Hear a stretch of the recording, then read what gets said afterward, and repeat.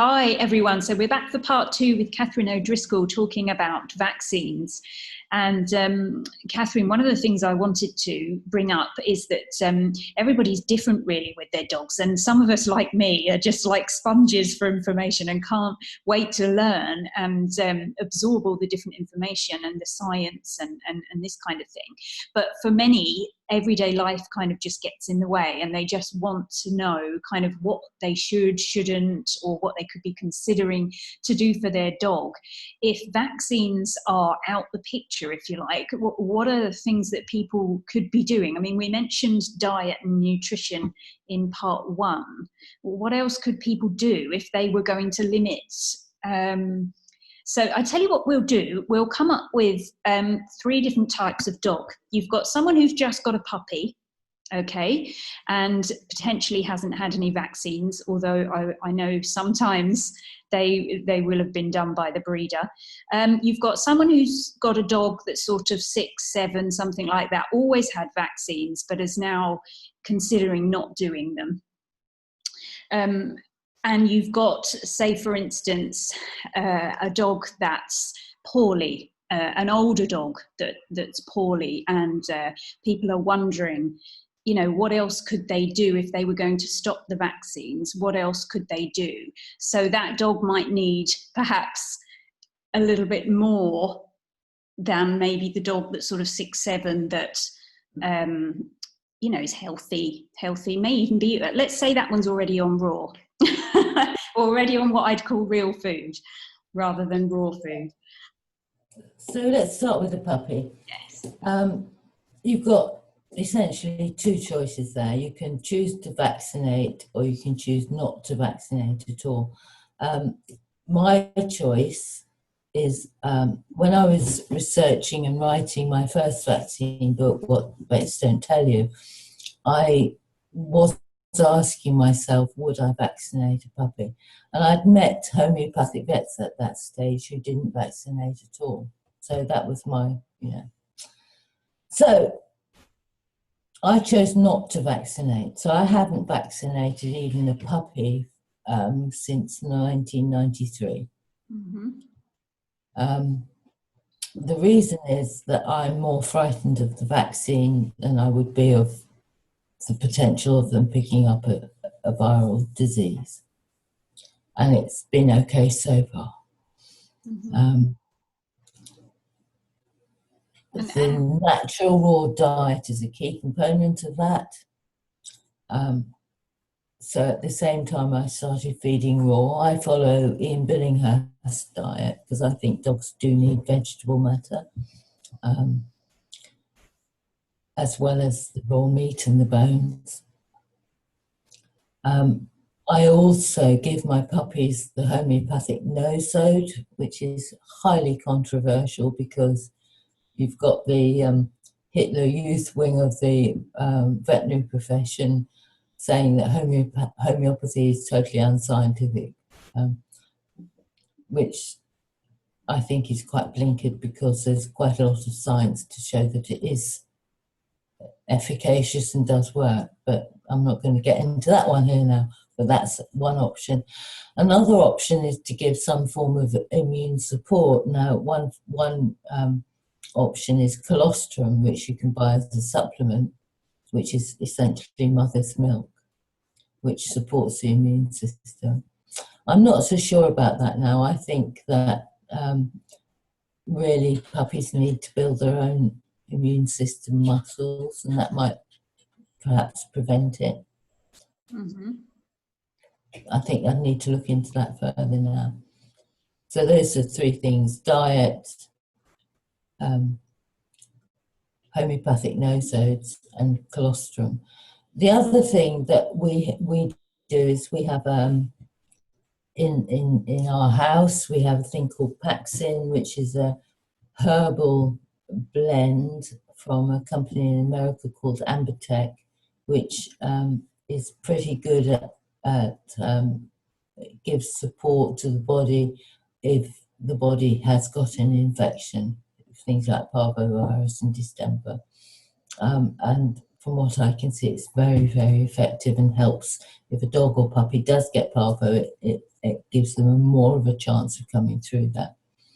Mm-hmm. Another option is some of the holistic vets in America are advocating taking your tiny puppy to somewhere where there might be either shed vaccine or some sort of infection going around. So shed vaccine is essentially where a dog is vaccinated. They go to the park, they poo or they pee, and then another dog will go and sniff that and get immunity through that shed vaccine. And the advice there is you take your puppy somewhere like that, put them down for 10 minutes, and then put them back in the car and take them home. You do that on a number of occasions, and they'll develop their own immunity that way. Interestingly, we have Canine Health Concern has branches throughout the UK, and one in Cornwall has been doing Vaccinating clinics, in-house titer testing kits, with the help of a vet, and they've been doing that, I think, 2013 or 14, and they've had hundreds of dogs go through that process, and they've tabulated the results, and they're finding that even 3-month-old puppies have immunity to the 3 core diseases. Very unusual for a dog not to have some level of titer. And most of those people, being part of CHC, also feed raw, so that's really interesting. No record of anyone coming down with the disease. The other option, of course, is to give puppy shots, which the WSAVA recommends that the last of those should be at 14 to 16 weeks of age, because earlier than that, there's quite a high chance that maternal immunity will still be present, which means it will treat a vaccine as if it were a natural infection and destroy it, which means that the puppy is not going to develop antibodies in their own right. Mm-hmm. So some puppies, actually, parvo can be as long as 21 weeks before that maternal immunity wanes. So the WSAVA suggests a booster at 6 months or a year, and then potentially measure antibodies, and if the dog's got them, you don't need to think about revaccinating. Maybe titer test 3 years later. But what Ron Schultz has found is that once a dog's immune to viral disease, they remain immune for years and probably for life. So depending on how frightened you are, you can either keep titer testing or just trust that they're going to be okay. Interestingly, talking about the older dog before we go any further, because it's just come into my mind, the first veterinary vaccine symposium in 1997 issued its proceedings, and they said you should never vaccinate a geriatric dog, and they defined that as one over the age of 8. Mm-hmm. And their reasoning was the dog's either immune by now or dead of the viral disease that you're worrying about.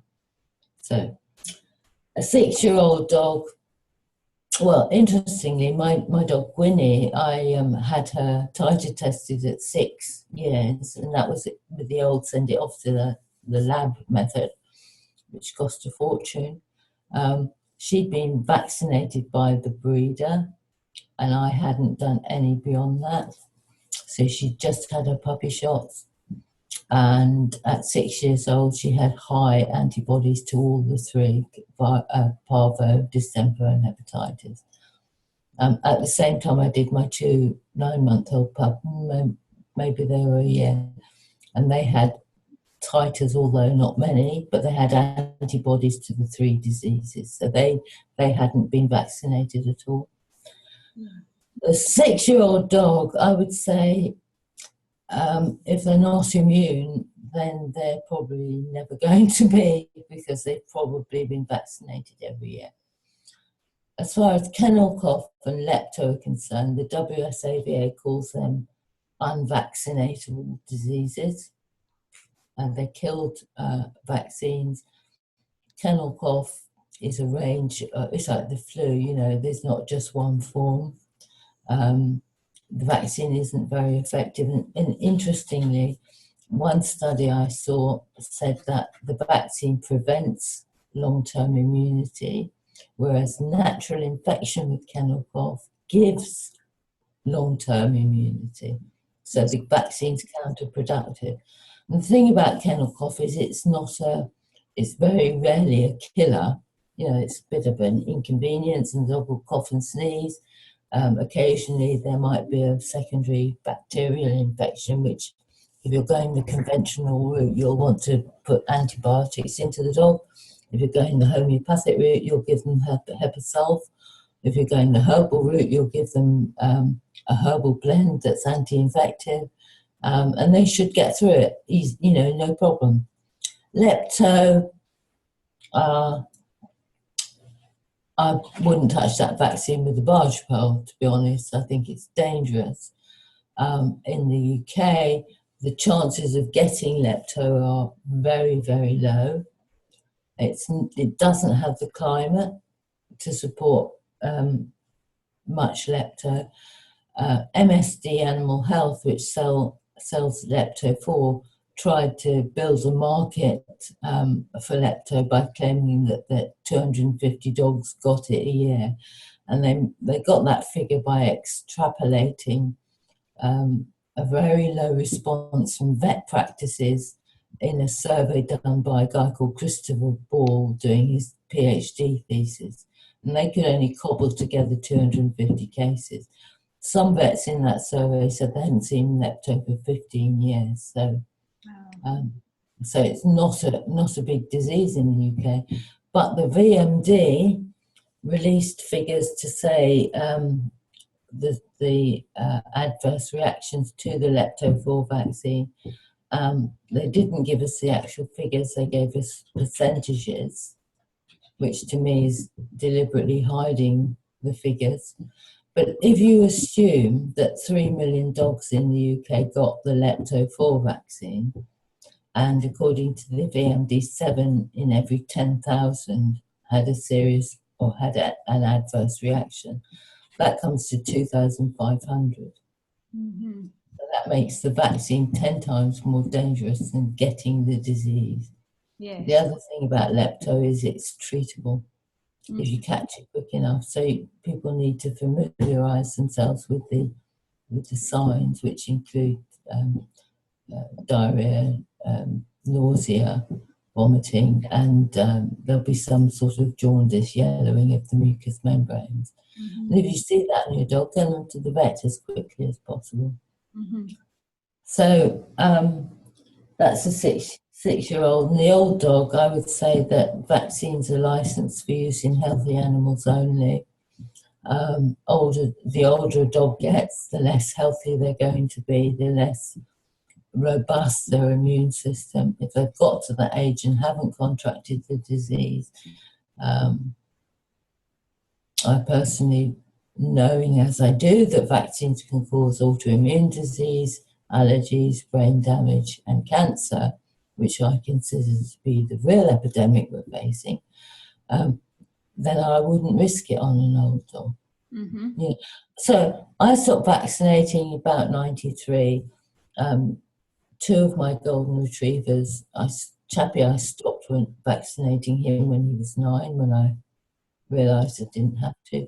Sophie, I stopped vaccinating when she was 8, put them both on raw food. They both lived to 17, which for a golden retriever is wonderful. The sort of age you expect a golden to generally get cancer. Yes. Gwynnie, who only had a puppy shot, she lived to 16. Edward and Daniel, who never had a single shot, they both lived to 13, which I was really disappointed in. But we printed off their vet records over the years, and we worked out that they'd cost us £10 a year on average in vet bills. They were never ill, really. It was a real joy of living with dogs who, weren't at the vets every other week, as my vaccinated dogs had been. The reason they went to the vets was something like a cut paw or a sprain, or because I wanted to do a blood test or, you know, check out their antibodies. They were just healthy dogs. So a totally, totally different experience to living with vaccinated, kibble-fed dogs. So Yeah. I think I've answered that question there, have I? Yes, yeah, I hope so. Yes.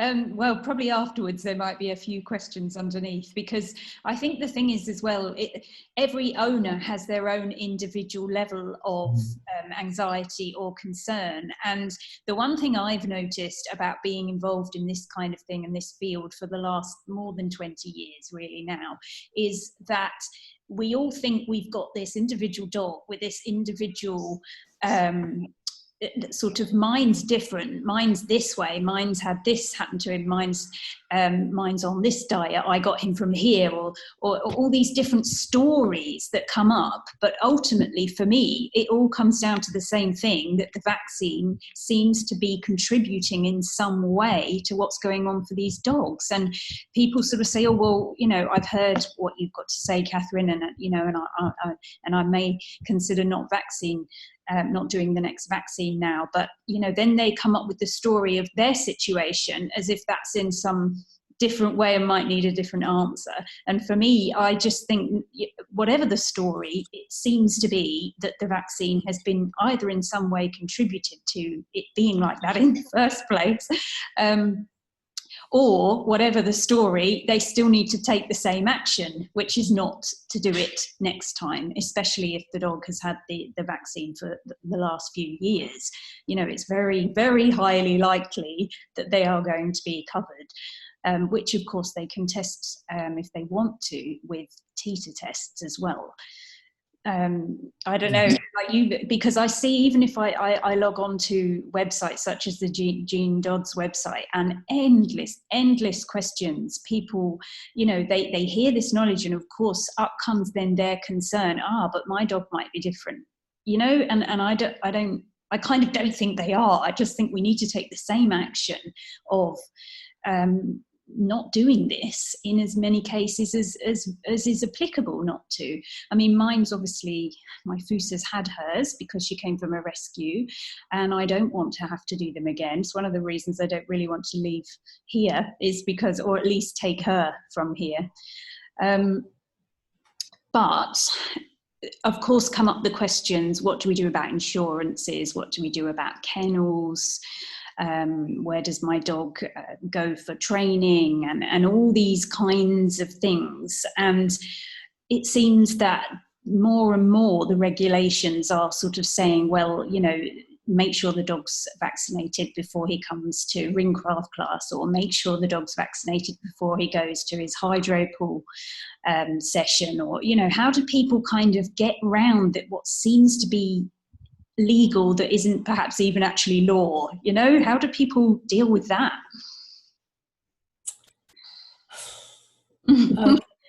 If there is an answer. I think really, I hesitate to answer you truthfully, because I don't want to come across as this. I don't think love is enough. I remember years ago, into the women's magazines, you know, Women's Own and that sort of thing. And because my background's in public relations, so I know how to do that sort of thing. You know, I know how to get stories in the press. Not on the vaccine subject though, because they don't want that sort of thing. But I spoke to the features editor and I explained what we were doing, and she said, it's a laudable aim, Catherine. I think what you're doing is wonderful, but we have circulation in the millions, because when we mention dogs, it's about pretty fluffy dogs and happy, cuddly stories. And what you're talking about is a bit more serious, and people won't want to know that. And if we publish that sort of article all the time, we'd lose our readership. And I have found that to be the case. Running canine health concern and writing books about vaccines has been extremely challenging where self-esteem is concerned, because I know people don't really want to know, generally. You know, there's a big, long queue in the comforting lies department, and a very short queue in the unbearable truth department, and I know that. But I'm going to say this because I care about the dogs and I care about their owners. One, you have to take responsibility because the people around you aren't necessarily telling you the truth. It's not because they're necessarily psychopaths, although some of them are sociopathic. It's because they have also been misled. And there's a lot of, vaccine science is complex and there's a lot of misinformation out there. So you have to take responsibility. I've written this book, you know, buy it or not, I don't care. I just hope that, you know, people have healthy dogs and they don't have nightmares. That's what I'm trying to prevent. I've written it in such a way that it's a good read. And people have been phoning me up and emailing me and saying they can't put it down, it's gripping. And that's I've nearly killed myself trying to do that. So if people won't read that sort of stuff, then they're going to be frightened because they don't know. You know, I've always felt that if you're frightened, I'll tell you a story. It's about a dragon that was terrorizing a village. So this dragon was terrorizing a village, and every day it wanted a fresh human sacrifice for breakfast. And the dragon was making its way through the women, and it was also starting on the children. And after he'd finished the children, he was going to eat the men. And one day, a young knight said enough. And he got on his horse and he set out to slay the dragon. And the most curious thing started to happen, because with every step that horse took, the dragon got smaller and smaller until eventually it was the size of a pea. And the dragon's name was Fear. Okay? So you face your fears. I'm not clever enough to understand all this. Well, start applying yourself, because you are. Definitely. I'm too busy. Well, so am I. If you love your dog, spend some time finding out whether what you're going to do for them in the name of love is the right thing to do, because you're the one that's going to be sitting with them when they die. I've had loads and loads of people contact me who blame themselves because they vaccinated their dog. They didn't listen, they didn't know, and the dog has had a reaction and died. Don't be that person. Spend some time and look. Now, I know that's deeply unpopular to say this to people, but I promise you, I absolutely promise you, if you do, not you, Caroline, obviously I'm talking to your viewers, all three of them. Luckily, I promise you that this is the path to joy. It's the path to self-expertise. It's the path to pride. It's the path to knowledge. It's the path to excitement. It's the joy of learning. And everyone that gets on this path becomes an expert.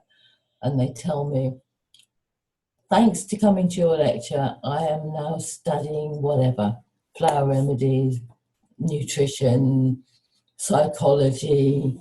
One of the people who's a friend came on some of my workshops, and she's now a GP. That's how hooked she got. She went to medical college and she trained. We have veterinary students who are just soaking up, and becoming knowledgeable is so much fun. And don't let anyone tell you you're not clever enough. I left school with nothing much. You know, I went to school, I thought it was my social club. I was busy in the back row writing notes to my friends and having a wonderful time. That's because I'm very right brain, I'm very intuitive, and education, I had no idea what it was all about. But when my dogs died and I wanted to know why, I applied myself. And as a result, I have healthy dogs. And actually, I want to introduce, I wasn't intending to do this, but this is the next book that's coming out, and it's called The Real Epidemic. And I've written this to build an army of experts. So okay, the vaccine issue is one thing.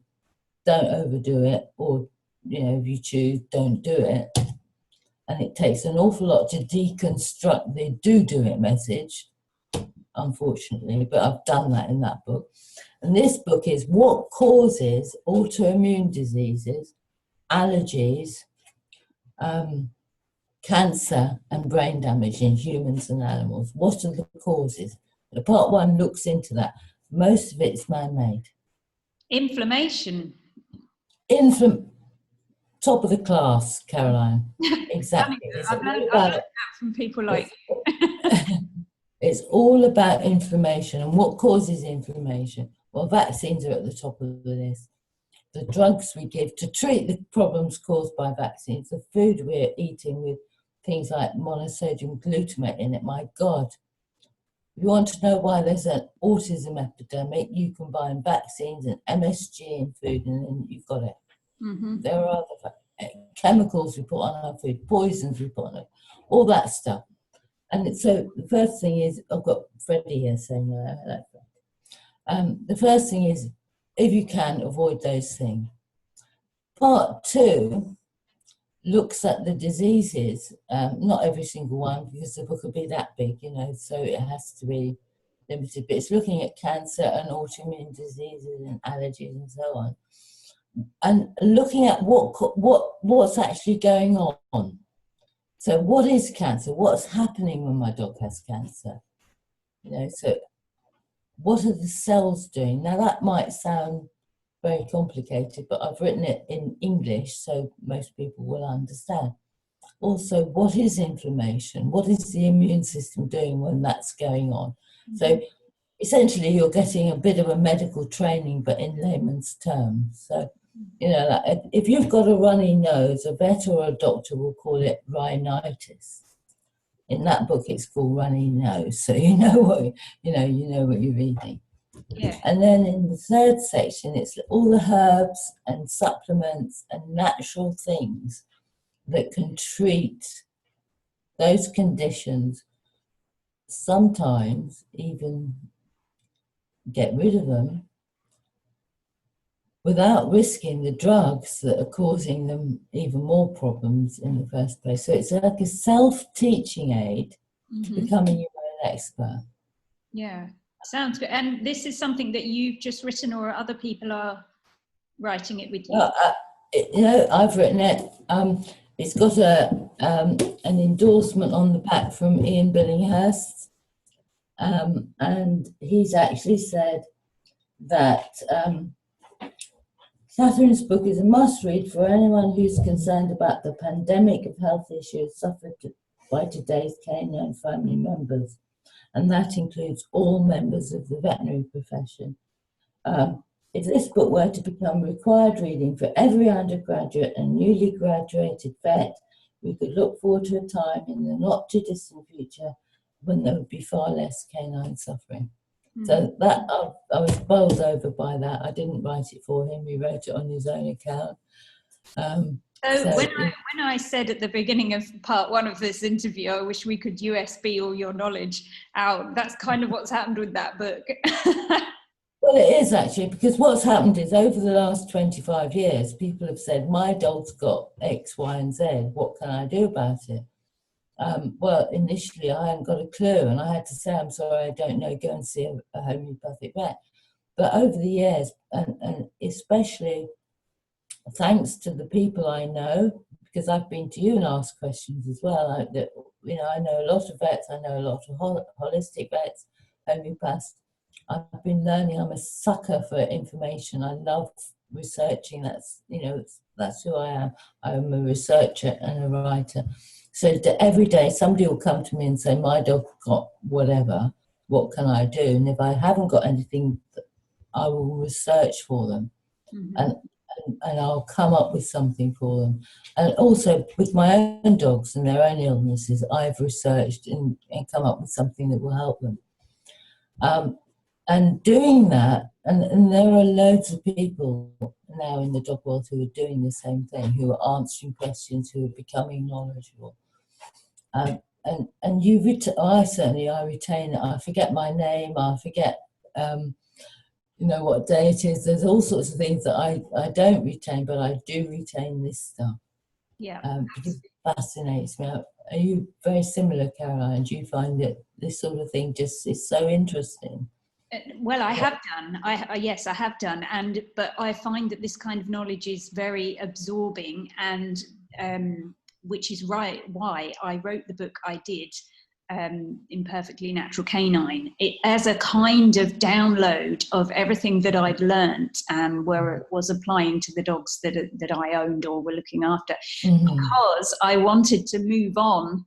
I wanted to move on into more emotional energy kind of stuff, and now I'm really working on that kind of thing. So whilst I still have that knowledge, I'm very much now moving into a different teaching method, really. And I'm just with you there, because I'm going to say to people when they contact me to help them, I will say, buy that book.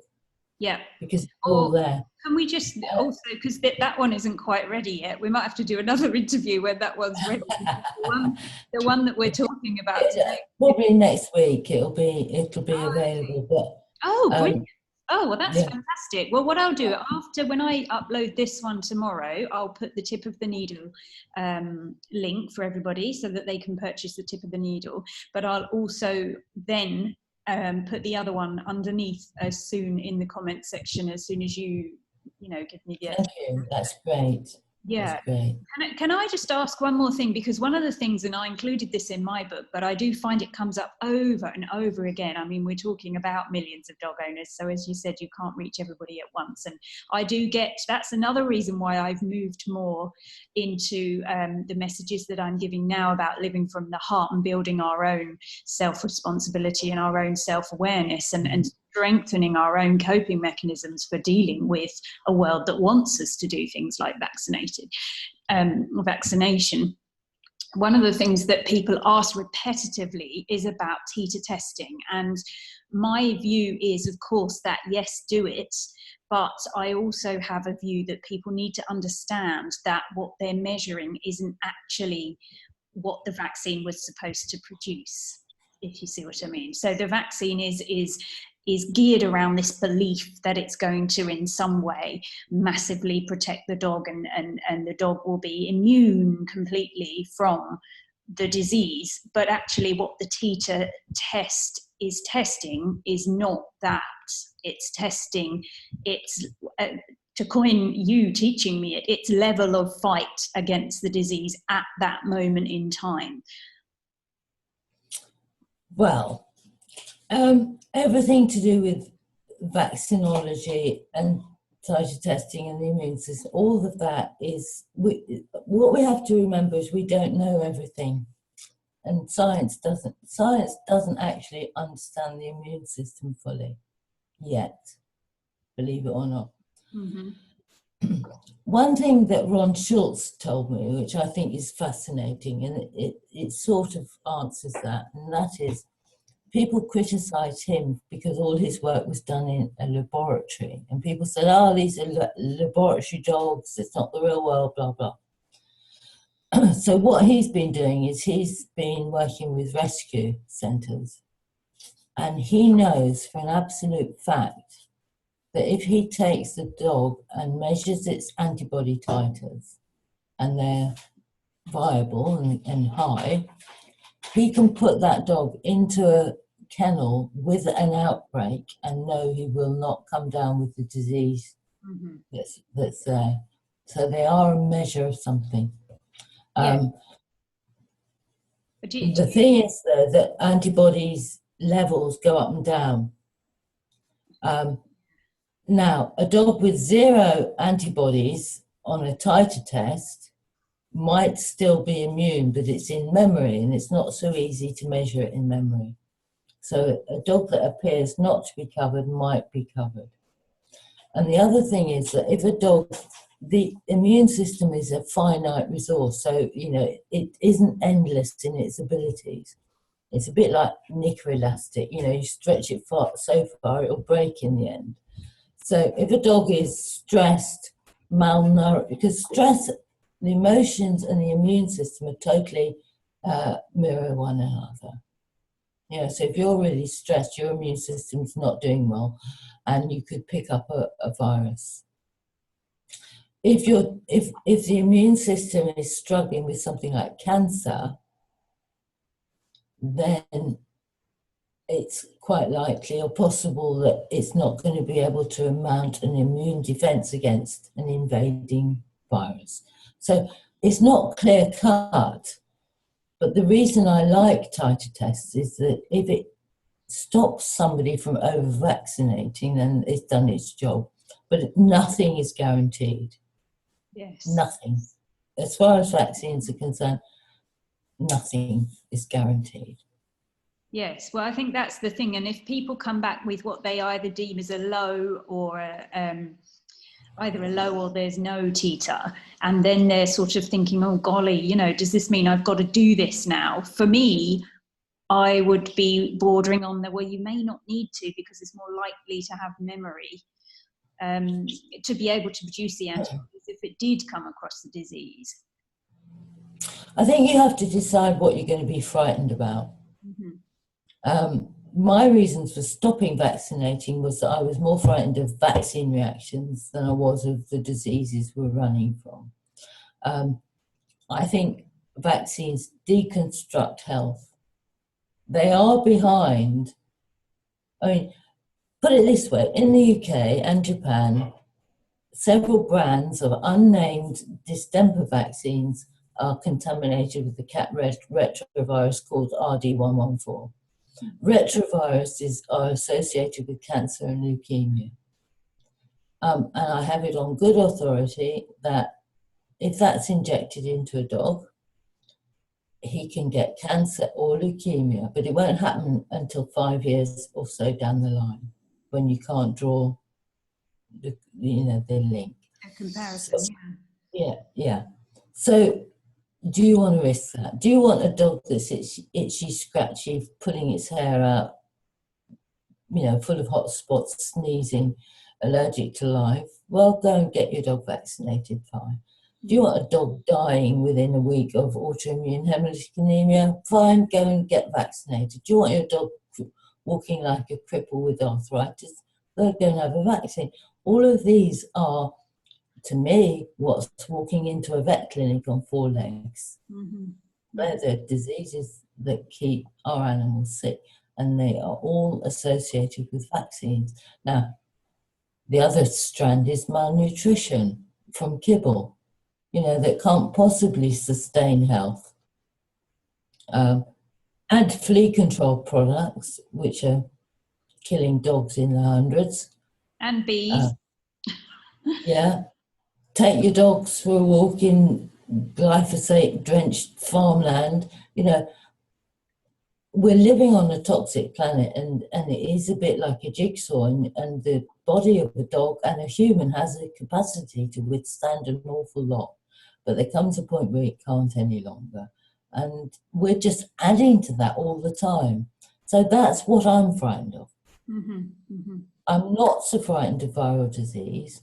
I think if you feed the dog properly, feed yourself properly, keep the stress levels as low as you can, take up meditating or, do something to keep your stress levels low, learn about the mind, study philosophy, study spiritual things, get your life in order, heal yourself, so don't inflict your stress on your animals because they pick it up.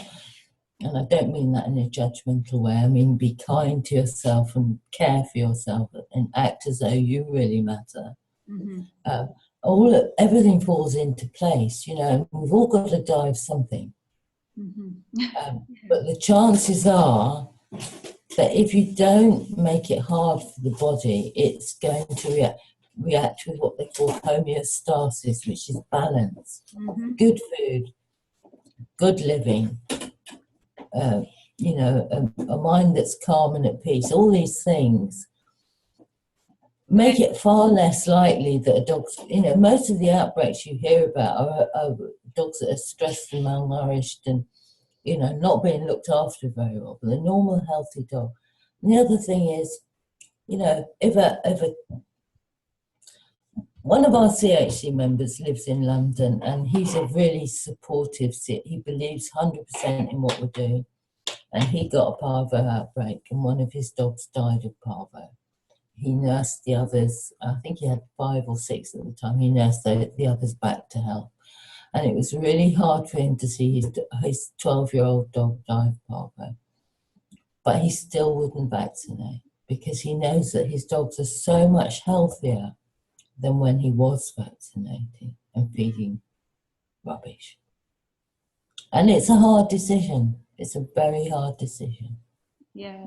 Well, I think this is what it comes back down to, what you were saying about there's no guarantees. And very often we're so busy, we're looking for these guarantees that just, that what we almost have to come to terms with is the fact that there isn't that baseline guarantee, and we have to be responsible for the things that we're doing and that we're creating, rather than relying on someone else to take responsibility, which is kind of what you said before. It's perfect.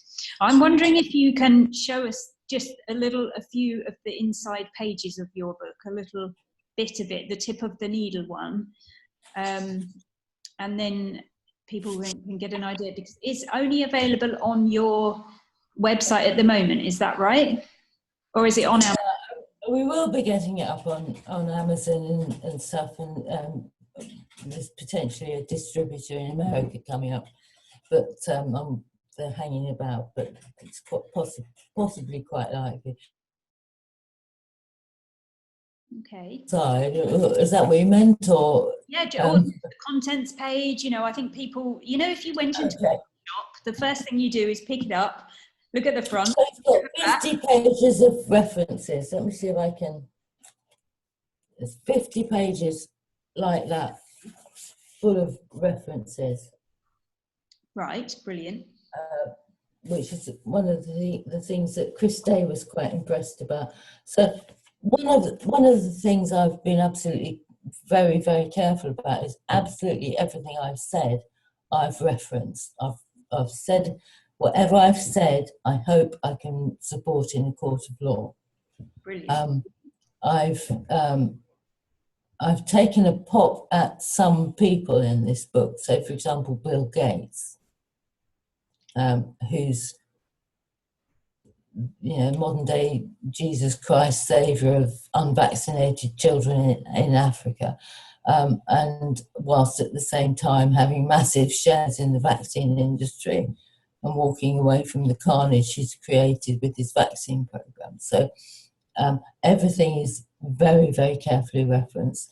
I've had a poke at, and this is the first time I've done it, because I don't believe in making life difficult for anyone. I really don't. I love people. I'm a compassionate person.